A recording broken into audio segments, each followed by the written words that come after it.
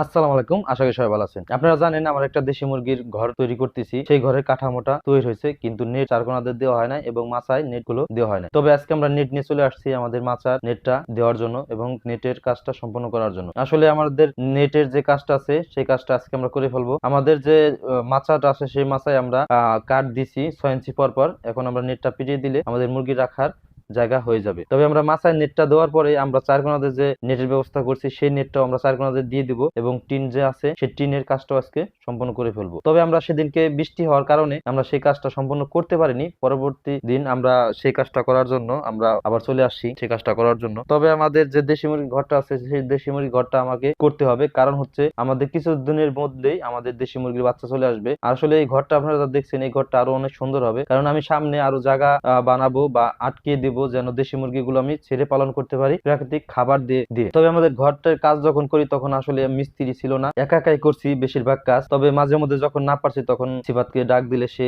আসছে, এসে আমার যে কাজগুলো আছে সেই কাজগুলো আমাকে সহযোগিতা করছে। তবে আজকে যে কাজগুলো আছে সেই কাজটা আসলেই খুবই কষ্টদায়ক ছিল, কারণ উপরের কাজগুলো করা এবং নেট পিটানো এবং টিন পিটানো খুবই কষ্টদায়ক, কিন্তু কষ্ট হলেও সেই কাজটা আমাদের করতেই হবে, কারণ কষ্টের উপরে আর কোনো কিছু নেই। আসলে আপনি নিজে বিজনেস করেন বা যাই করেন সম্পূর্ণ আসলে আপনাকে কষ্ট করে করতে হবে, কারণ আপনি যদি পরিশ্রম না করতে পারেন তখন আপনি সেই কাজে সফলতা অর্জন করতে পারবেন না। অনেক গরম পড়ে, সেজন্য আমরা আজকে আমাদের গাছ থেকে দুটো ডাব পারি, ডাব পারি আমরা সেই ডাব দুটো সবাই মিলে খাই। তবে আমাদের গাছে বেশি ডাব না থাকার কারণে আমরা দুইটাই ডাব পারি। তবে ডাবগুলো কিছু নারকেল হয়ে গেছিল আর একটা ডাব ছিল, তবে আমরা সেটা খেয়ে সেদিনকে আর কাজ করতে পারিনি। সেই কাজ সম্পন্ন করার জন্য তার পরের দিন আমি একা একাই যে টিন গুলো আছে সেই টিনের কাজটা করি।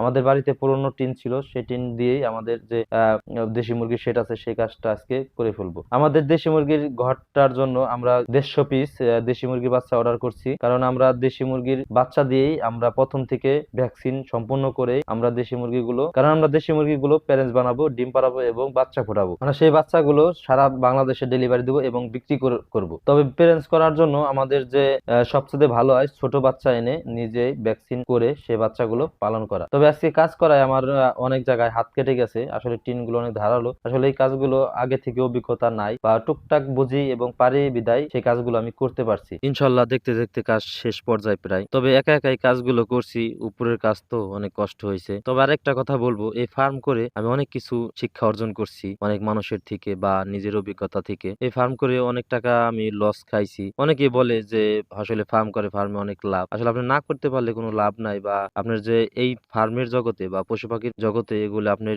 নিজের কোনো নির্ধারিত কোনো মূল্য নেই। এটা আপনার যে দালাল তারাই আপনাকে নির্ধারণ করে দিবে। তবে চেষ্টা করি সবসময় লাভ করার জন্য,